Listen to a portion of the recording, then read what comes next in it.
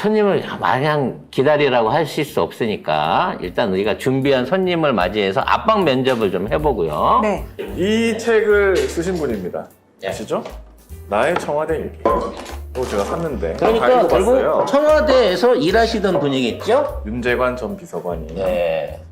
자, 윤재관 비서관님을 네. 모시도록 하겠습니다. 네. 이름표를 달고 왔어.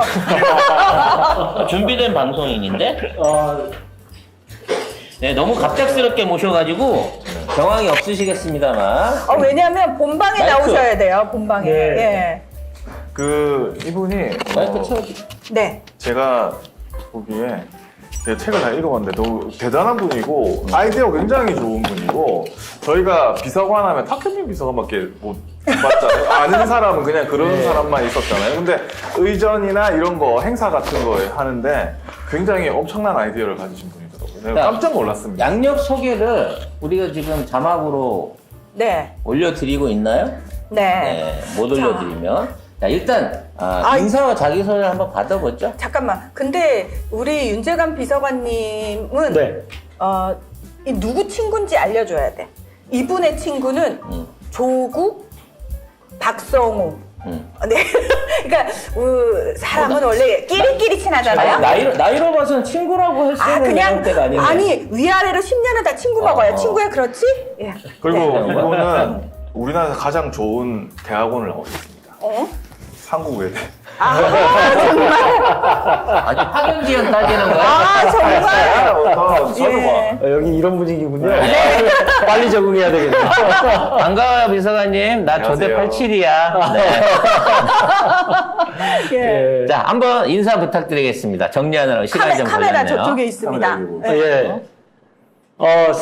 처음 인사드립니다. 송작가TV 시청자 여러분 너무 반갑습니다. 여기를 나오기 위해서 제가 얼마나 많은 로비를 했는지 모르겠습니다. 예, 로비가 오늘 성공해서 너무나 다행스럽습니다. 저는 윤재관이라고 하고요. 이쪽인가요? 네. 죄송합니다. 윤재관이라고 합니다. 이름 들어보기가 쉽지 않으셨을 텐데 나름 열심히 살았습니다. 지금은 과천 의왕에서 내년 총선 준비를 하고 있고요. 문재인 정부의 청와대 5년간 열심히 이 일을 한 죄로 그 책임을 다하기 위해서 내년 총선을 좀 준비하고 있습니다.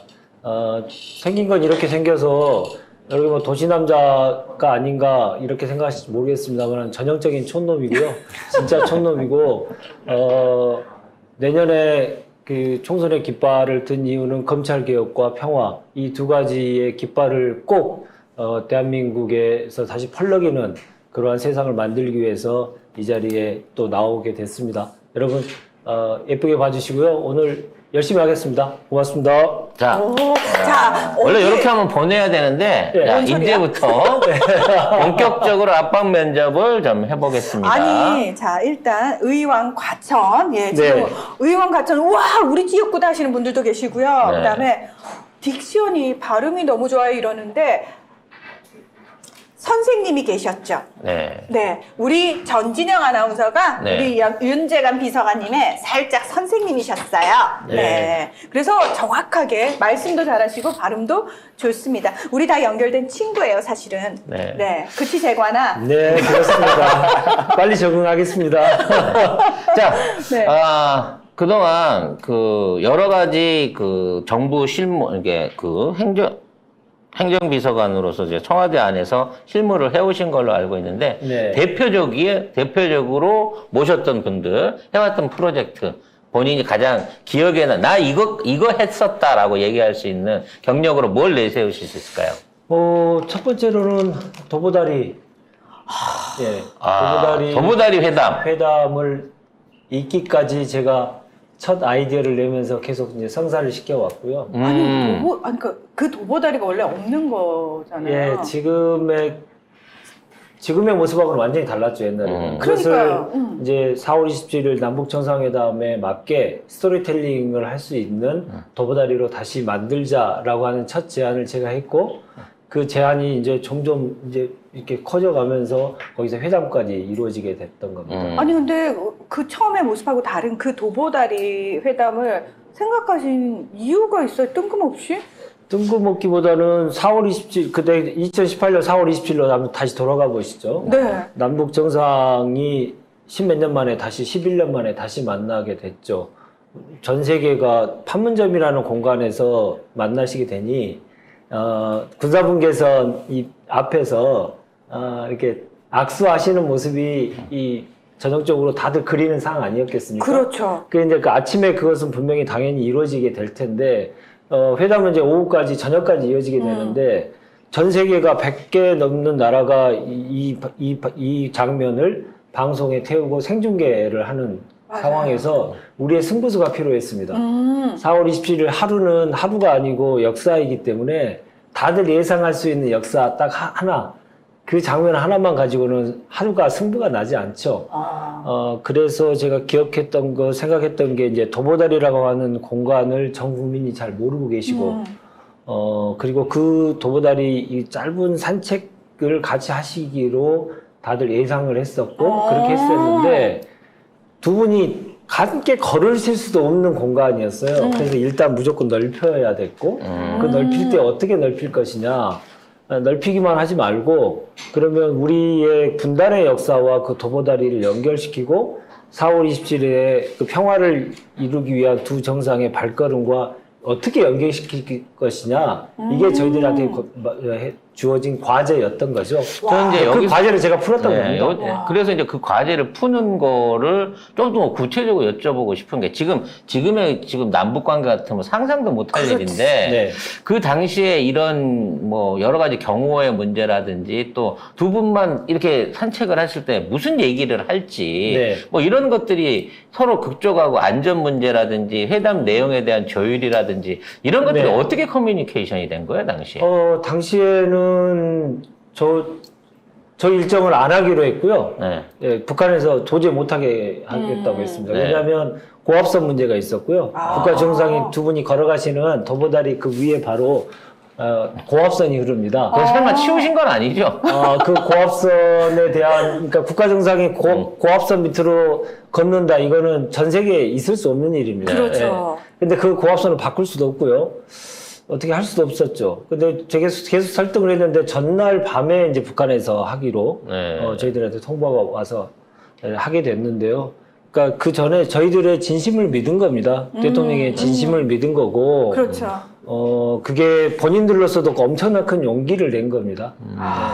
아니, 기억하시겠지만, 김정은 국무위원장하고 트럼프 전 미국 대통령이 당시에 회담을 할 때도 잠깐 산책하는 그 장면이 들어갔었거든요.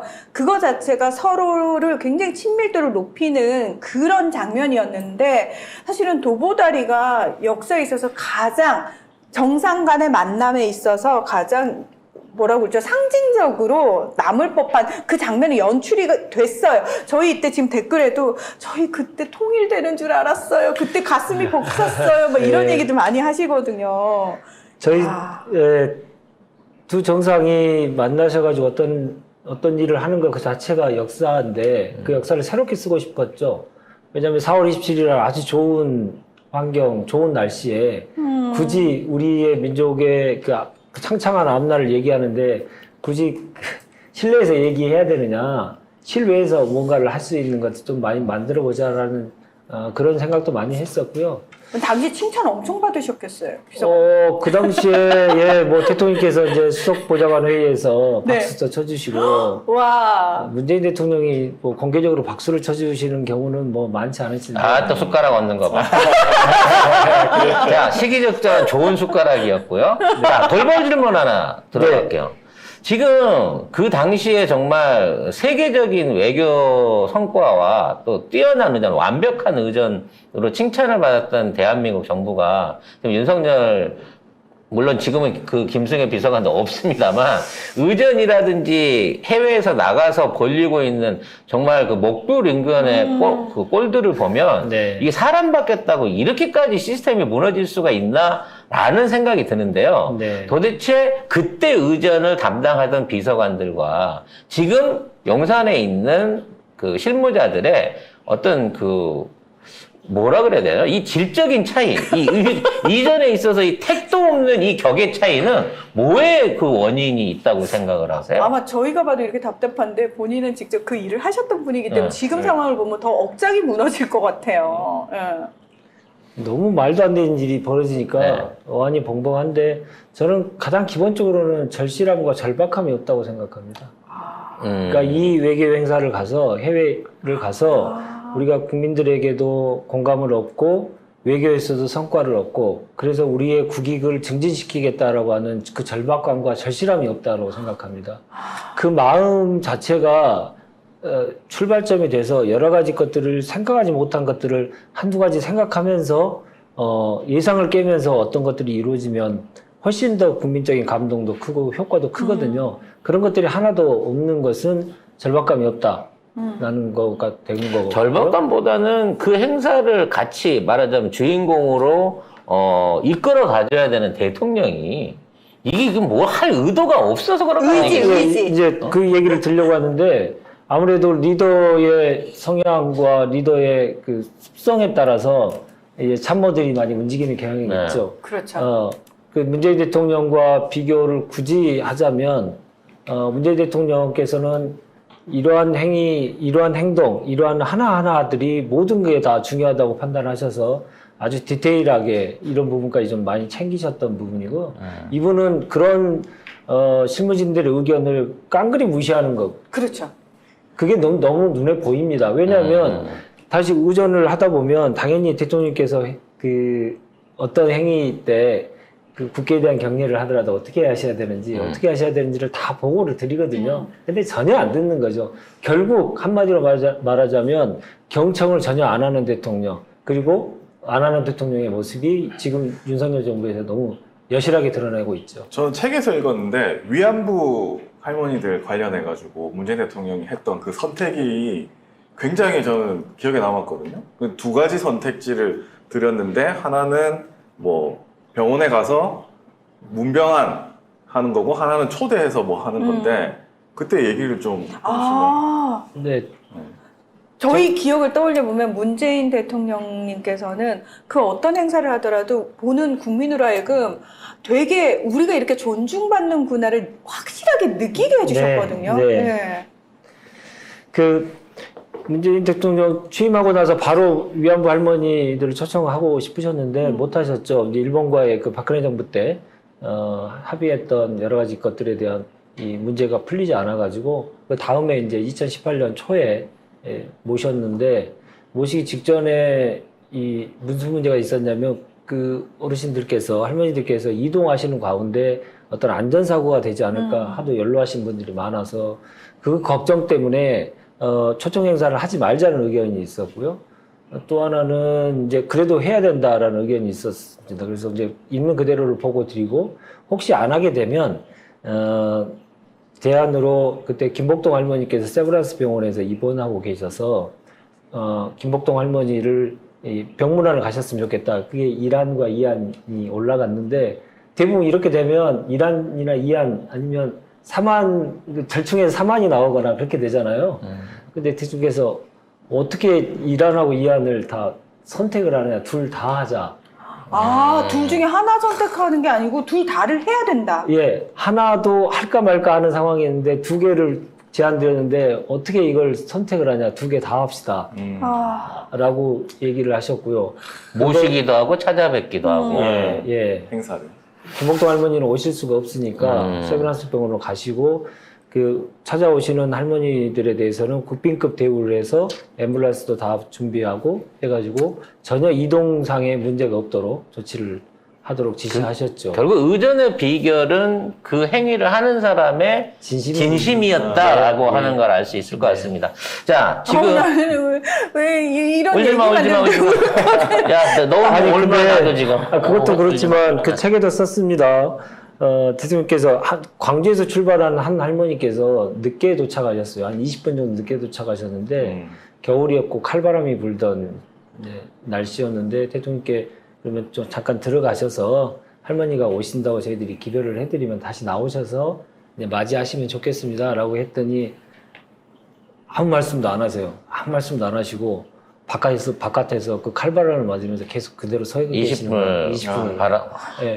그래서 대통령 들어가시죠라고 이제 여러분들이 또 얘기를 드렸더니 할머니가 안 들어왔는데 내가 어떻게 들어갈 수 있느냐 하면서 그 칼바람을 그대로 혼자 맞고 계시는 모습을 20분 동안 보면서 아, 문재인의 비서라는 것이 얼마나 이 감격스러운 것인지 사람의 진심이라고 하는 것이 어떻게 큰 위대한 모습을 보이게 하는 것인지를 제가 옆에서 봤습니다. 그래서 그건 이제 책에다가 이제 그대로 썼습니다. 예. 저도 굉장히 감명이 깊어가지고 네. 그게 생각이 나더라고요. 결국 의전과 국격이라고 하는 거는 비서관이나 시스템이 챙기는 게 아니라 그것을 행하는 지도자의 품격에 있다고 하는 거를 다시 느끼게 하는 그런 말씀이었던 것 같습니다. 저는 또 궁금한 게 하나가 지금 그러니까 그 부대변인도 하셨잖아요. 네. 청와대에서. 그래서 그 김정숙 여사님하고 또 같이 많이 활동을 네. 하시고 책에서도 또 저희가 보니까 뭐 몰래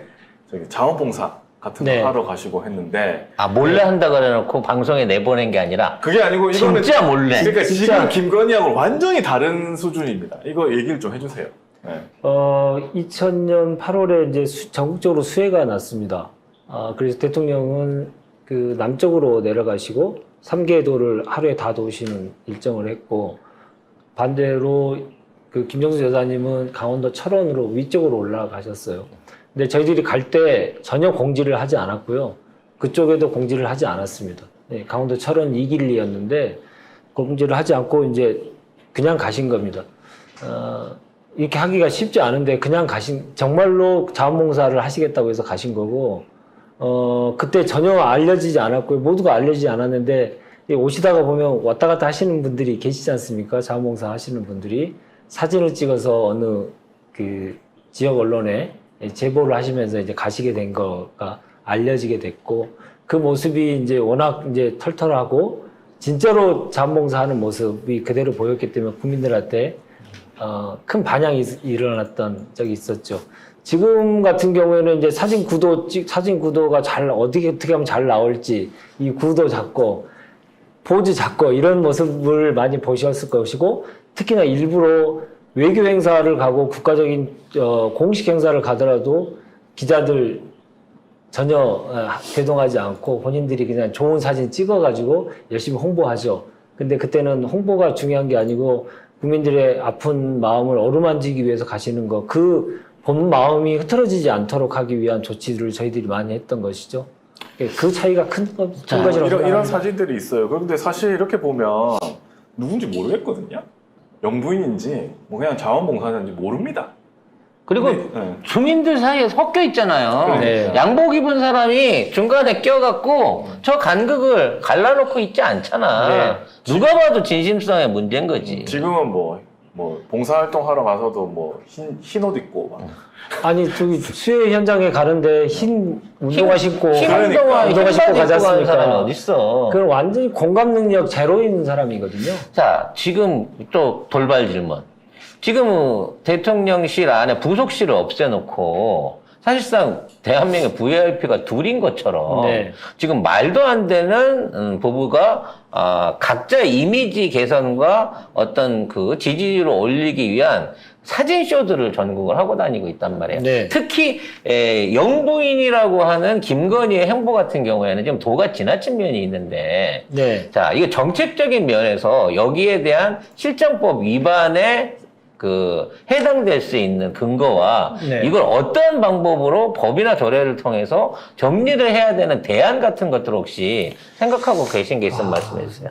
법으로 모든 걸 해결하기는 상당히 어렵고요. 이건 정말 집권하는 자 그리고 국민의 대표하는 자가 신의성실에 따라서 제대로 하는 것이 옳은 길이겠죠. 근데 그 옳은 길에 너무 궤도 이탈을 심하게 지금 하고 있어서 지적하지 않을 수가 없는 건데 제2부속실을 안 만든 거는 저는 오래전부터 그 얘기했습니다.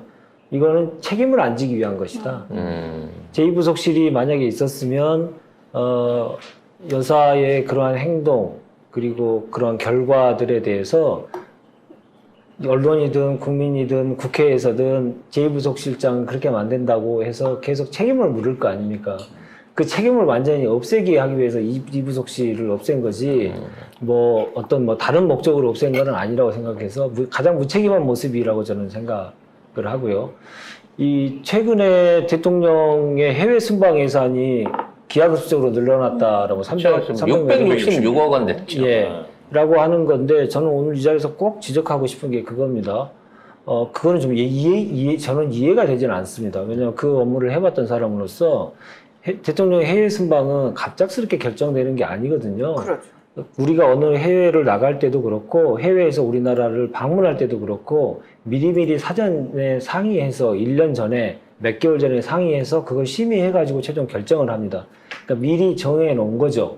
그래야만 미리 정해야만 외교 성과를 얻을 수가 있죠. 갑작스럽게 오게 되면 성과도 없는 가운데 그냥 만남의 쇼밖에 안 되는 거 그렇죠. 아니겠습니까? 그건 의미가 없는 거죠. 의미가 전혀 없는 거죠. 그래서 그 예산이 갑작스럽게 늘어났다는 것은 외교 쇼를 갑작스럽게 많이 한다는 의미고 외교 성과는 담보하지 못하는 쇼를 많이 한다는 얘기거든요.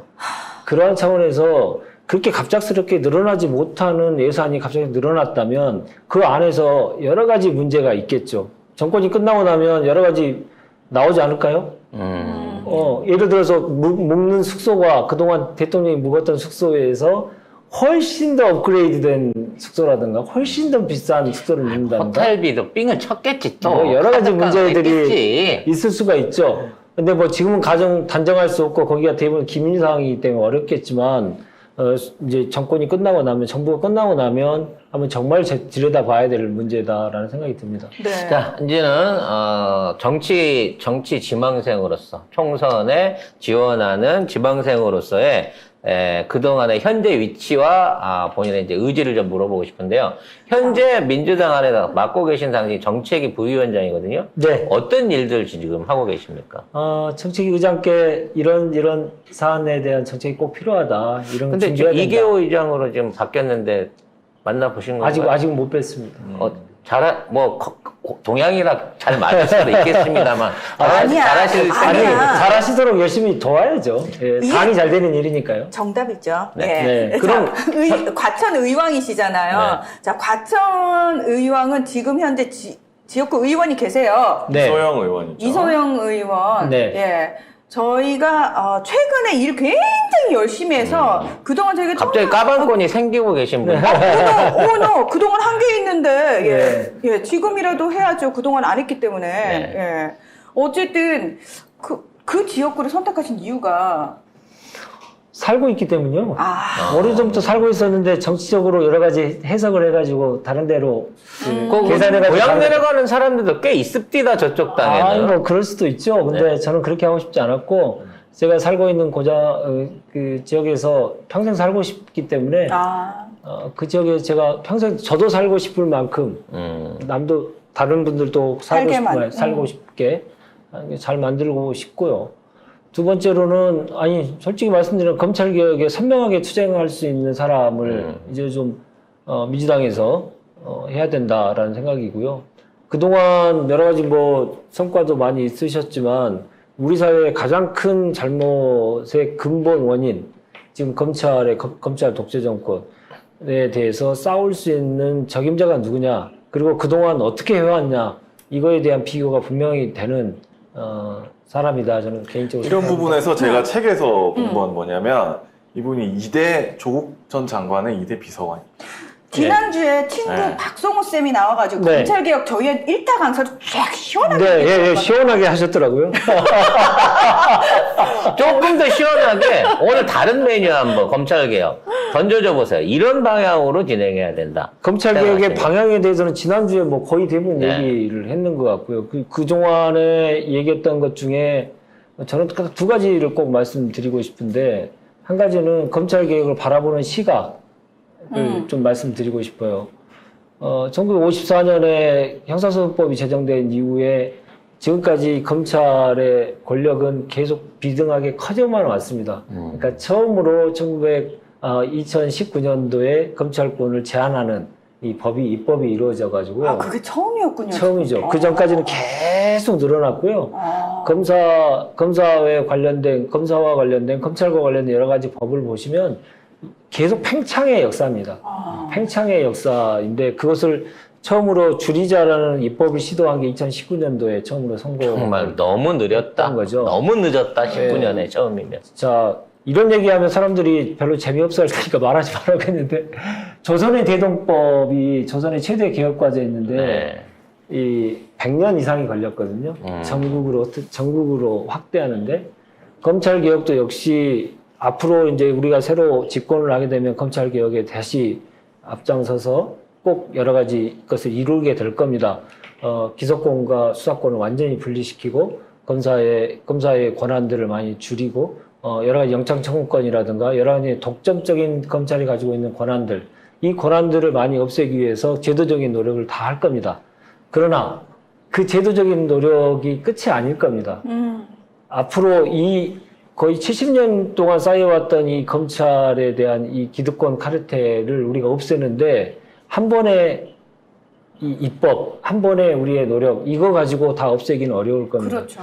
장시간이 걸릴 거고요. 30년 이상이 걸릴지도 모릅니다. 우리가 꾸준하게 검찰개혁에 대한 관심과 함께 가야 될 사람들을 구별해내는 거, 이게 매우 중요하다. 그 구별이 정말 중요한 것 같아요. 네. 예, 저희가 지금 어떻게 믿을 사람, 믿지 말아야 할 사람 구별하는 지금 학습 중이거든요. 선거 앞두고 갑자기 변신하는 사람 믿을 수 없죠. 그렇습니다. 그거 한두 번씩 다 경험하셨고 한번 속아보셨지 않습니까? 다 속았죠. 예. 네. 그동안은 쭉 계속 반대하다가 이제 와서 선거 앞두고 1년 앞두고 그리고 경쟁자가 생기니까 갑자기 변하는 거. 겁나 일 열심히 했는데요. 그 진심을 우리가 어떻게 믿을 수 있습니까? 그럼 믿지 말아야 된다고 생각하고요. 그 당시에 조국 전 이제 책에서는 수석님이라고 쓰신다고 하는데 뭐 그 얘기를 좀 해주시면 저는 어떨까요? 되게 궁금한 게 문재인, 조국 어떤 상사인지가 되게 궁금해요. 같이 일을 했을 때 확실히 두 분 차이가 있나요? 차이는 있죠. 어떤 부분이 차이가 나요? 그러니까 되게 궁금해요. 말씀을 명확하게 정확하게 딱 잘라서 정확하게 얘기하시는 분은 조국 수석님이고, 문재인 대통령은 대통령이라는 위치상 모든 걸 정확하게 딱 잘라버리면 참모들의 역할이 있을 수가 없잖아요. 그러니까 사사건건 야 이건 이렇게 하고 저건 저렇게 하고는 하면 안 되는 거죠. 대통령. 당연하죠. 대통령께서 그렇게 하시면 밑에 직원들, 그러니까 참모들의 상상력이 완전히 부재가 돼버리죠. 모두가 다 그 대통령이 하신 말씀에 귀를 기울이고 거기에만 따르려고 할 가능성이 크죠. 그러니까 대통령은 그 좀 모호한 영역이 좀 있으셔야 당연히 이제 참모들이 더 열심히 일을 하게 되는 거죠. 그거의 반면에 조국 수석님은 좀 분명한 입장과 분명한 디렉션 이런 것들이 좀 있었죠. 왜냐면 그건 당연히 민정수석으로서 리드해 가는데 역시 필요했던 이 역할인 겁니다. 그러니까 일부 사람들이 얘기하는 뭐 조국 장관이 약간 무르다, 뭐 성격적으로 너무 유하다 이런 거는 업무상에서는 전혀 있을 수 없는 얘기였네요. 전혀 없었고요. 아니 이분이 아까 말씀드렸듯이 130석에 불과한 여당의 그 의석수에도 불구하고 검찰의 개혁의 입법을 처음으로 이루신 분입니다. 눈치 보고 뭐 이렇게 했으면 전혀 할 수 없는 일이고요. 아니 여당이 130석밖에 안 되는데 내가 어떻게 이걸 입법을 합니까? 라고 해서 뒤에 물러날 수도 있는 겁니다. 근데 그렇게 하지 않고. 그러네요. 가만히 보니까 130석이었을 때 3법을 다 입법을 하신 거네요. 검찰개 3법을. 뭐 가령 뭐 공수처법이라든가 이런 것들이 원래 우리가 예정됐던 것보다는 훨씬 권한과 기능이 좀 축소되고 인원도 좀 축소되긴 했습니다만은 우리가 소수 여당일 때 그 입법을 했으면 얼마나 우리가 단단하고 우리가 촘촘하고 일을 했지 않았을까라는 걸 상상하실 수 있지 않겠습니까? 이분이 뭐 무른 상태였다면 그 상황을 핑계 삼아서 뒤로 물러나셨겠죠. 그럼에도 불구하고 그것을 돌파해내셨기 때문에 검찰이 돌파한 이후에 이제 지금 정치적 보복을 한 거네요. 하고 있는 거 아닙니까? 네, 아니 그래서 지금 검찰 개혁을 자꾸 얘기를 해서 지난주에 박성호 쌤은 아직은 자기 순서가 안 왔다고 얘기했는데 검찰 캐비넷이 혹시 그 검찰의 보복 이런 거에 대한 공포는 없으신지. 왜냐하면 문재인 정부 때 사람들을 너무 많이 괴롭히고 있거든요, 지금 검찰이. 그 보복은 모든 사람에게 있을 수 있는 그런 사회가 됐지 않습니까? 내가 없는 죄도 만드는데 없는 뭐. 데도 만드니까요. 만들려면 얼마든지 만들 수 있지 않습니까?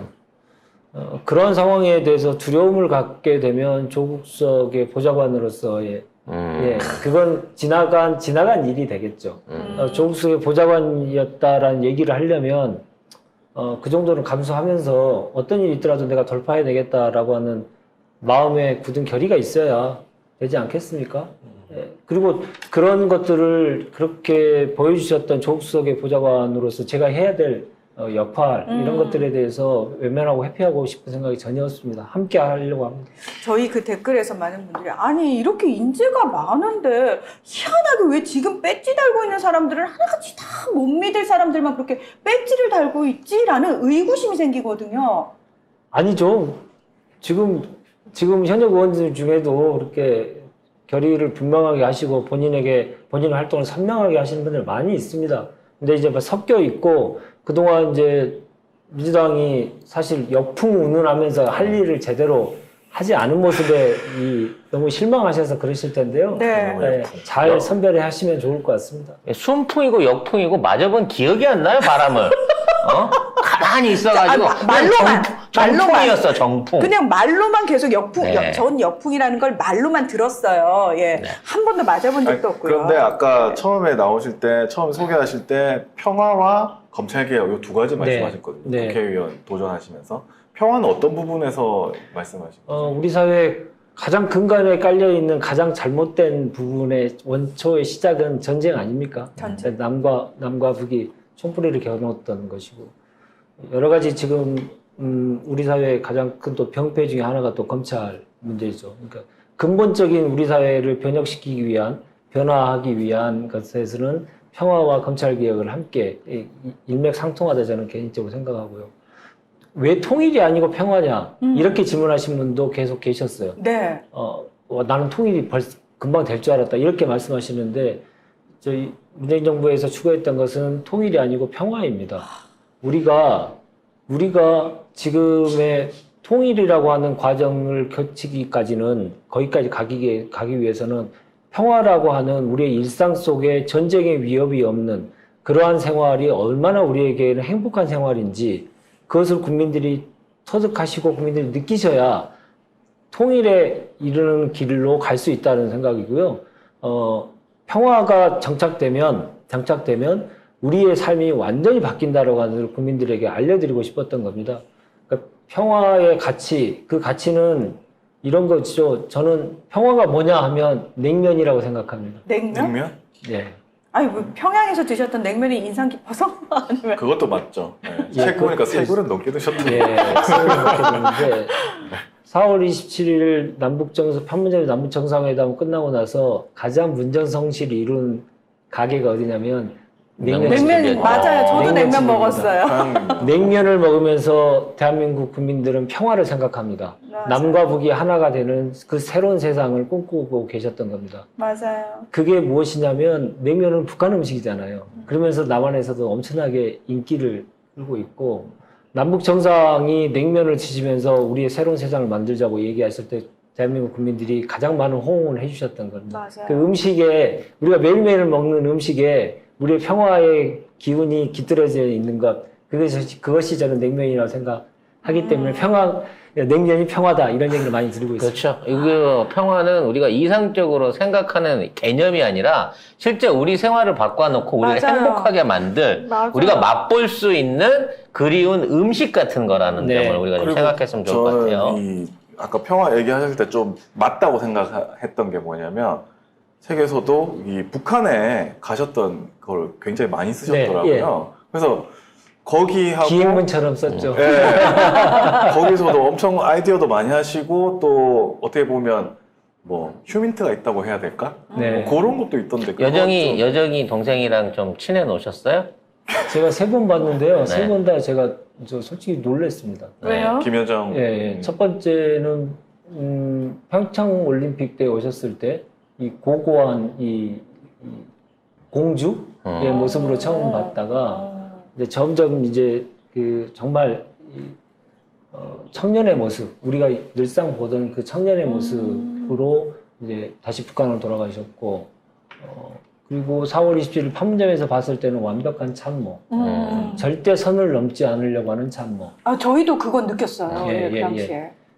그리고 평양에서는 열심히 진두지휘하는 이 참모의 모습. 아, 예, 본인이 먼저 나서가지고 어떤 일을 하자고 이렇게 적극적으로 제안을 하는 그러한 참모의 모습. 이 세 가지 모습을 한꺼번에 봐가지고 1년 사이에 세 가지 모습을 다 보니까요, 참 새롭더라고요. 근데 그 후에 이제 우리 쪽이나 우리 문재인 대통령에 대한 이 안 좋은 소리를 하도 많이 해서 사실 그 후로는 좀 이제 불편함이긴 합니다만. 얘는 스토킹해갖고 숫자 날짜 세는 거 카운트다운. 아, 김여정이라는 이름으로 낸 네. 페이스북을 그렇게. 근데 공식 페이스북 아닌 것 같고 그래서. 네.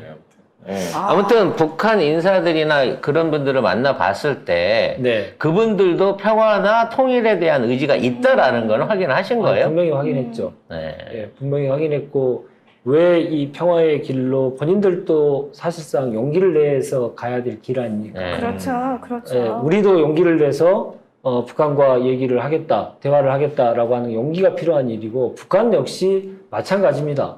이게 상대를 전혀 의식하지 않고 우리만 이 무슨 노력을 하는 것처럼 얘기하면 안 되는 거고요. 그렇죠. 서로 간에 용기를 내서 많이 했고, 그 용기를 내는 모습을 여러 차례 봤고, 아까 말씀드렸던 도보다리도 용기를 내지 않으면 네. 도저히 할 수 없는 일정이었습니다. 서로를 못 믿으면 사실 할 수 없는. 당연하죠. 왜냐하면 국가정상이 개활지에서 그렇죠. 어떤 일이 벌어질지 모르는데 거기서 40분 넘게 1시간 가까이를 완전히 노출된 상태 아니겠습니까? 그렇죠. 그런 상태를 북한이 그동안 해왔냐면 전혀 해오지 그렇죠. 않았고, 그럼요. 우리도 쉽지 않은 일이 뿐만 아니고 북한은 정말 하기 어려운 일이에요. 따라서 그 의지만 우리가 서로 이어받을 수 있다면, 다시 대화할 수 있다고 에이. 하면, 저기 적십자사 바자회에도 그렇게 대동하고 가는데 양복 입은 아니, 애들을. 지금 있는 상황 말고 지금은 좀. 네. 네. 네, 가까운 미래에 정상이고.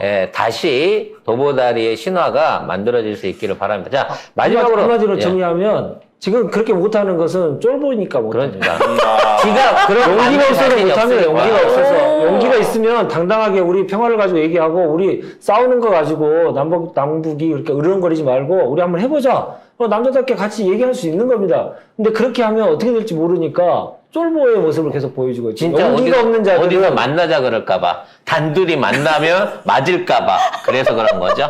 자, 평화의 길은 용기가 있는 네. 자들이 할 수 있는 일입니다. 용기 있는 우리 윤재관, 우리 뭐라 청와대 할까요? 전 비서관. 전 비서관이자 우리의 호프의 얘기를 쭉 들었습니다. 마지막으로 네. 정치를 대한 앞으로 이제 국회의원의 도전도 하시고 또 그 결과가 어떻게 될지 모르겠습니다만, 정치인으로서의 도전자의 위치에 서신 지금 심정과 네. 지지자들, 지역구에 계신 주민들한테 하고 싶은 당부 말씀을 짧게 정리해 주세요. 짧게 네. 잘 듣는 정치 하고 싶습니다. 어? 일단 잘 들어야 정치 잘합니다. 저희가 간절히 원하는 게 그거예요. 저희 그래, 얘기 말 좀 들어주세요, 진짜. 우리 얘기 좀 들어. 제발 조중동 얘기만 듣지 말고. 예. 잘 듣는 노력들을 하기 위한 저희 진심을 계속 당원들과 주민들께 계속 호소하면서 계속 제가 실천하려고 합니다. 네. 그 길이 가장 좋은 길이고 가장 완벽한 길이다 저는 확신하고 있습니다. 이 국장님 그 책을 지금 가지고 있어 보여주세요. 여기 나의 청와대 일기 요 안에 지금 저희 이 국장이 했던 질문들 그 내용들 다들 저희가 재밌어요. 되게 재밌어요. 네. 베스트셀러에 한 달 동안 있었고요. 네. 꽤 팔렸습니다. 또 작가로서 질투나게 만나. 아무튼 오늘 짧은 시간 갑작스러운 그 압박 면접에 나와주셔서 감사드리고요. 네, 앞으로 이와 유사한 또 네. 윤재관 비서관의 어떤 그 전주가 말씀을 들어볼 수 있는, 행정관의 말씀을 들어볼 수 있는 기회를 그렇게 말하지 말고 네. 친구 데리고 와요. 네. 네. 친구랑 같이 친한 친구들이랑 같이 와요. 허심탄회하게 이 정치 얘기를 좀 쉽게 풀어나갈 수 있는 네. 그러한 기회들을 늘려가지고 네. 많은 분들의 얘기를 듣고 많은 분들한테 숨겨진 얘기를 해줄 수 있는 시간 그 친구 앞으로 중에 만들어가도록 하겠습니다. 꾸기 형도 데리고 와요. 네. 용기 있는 자들이 여기서 송작가 TV에 다 모일 수 있도록 제가 네. 열심히 해보겠습니다. 자, 감사드리고요. 윤재관 비서관, 윤재관 후보 지금 후보라고 하는 게 맞겠죠. 예비 후보 보내드리고 저희는 3부 순서 이어가도록 하겠습니다. 더 한다고요? 더 해야지. 그만해요. 안 돼, 30분만 더 해. 아니, 싫어요. 안 돼, 지금 안 할 광고해야 거예요. 돼. 자. 네. 네. 고맙습니다. 네, 저희 윤재관 비서관님 과천 의왕입니다. 여러분 꼭 기억해 주시고요. 저희 송작가 TV에서 앞으로도 친구들과 함께 계속 모시도록 하겠습니다. 여러분 많이 응원해 주세요. 그리고 다른 유튜브에서 우리 또 윤재관 비서관님 보시게 되면 여러분 송작가 TV에서 봤어요. 응원합니다. 평화, 용기 이런 얘기 꼭 해주시길. 윤재관 TV는 없어요? 있는데요. 네. 거의 망했죠. 네. 망했어요. 앞으로 우리 같이 협업해서 네, 네. 윤재관 TV도 한번 자주 살려보고 나와주세요. 어떻게 살려볼 뭐 국리를 해야 되는데 어렵습니다. 네, 같이 살려봅시다, 그러면. 자, 나와주셔서 감사합니다. 감사합니다. 네, 고맙습니다. 고맙습니다. 네.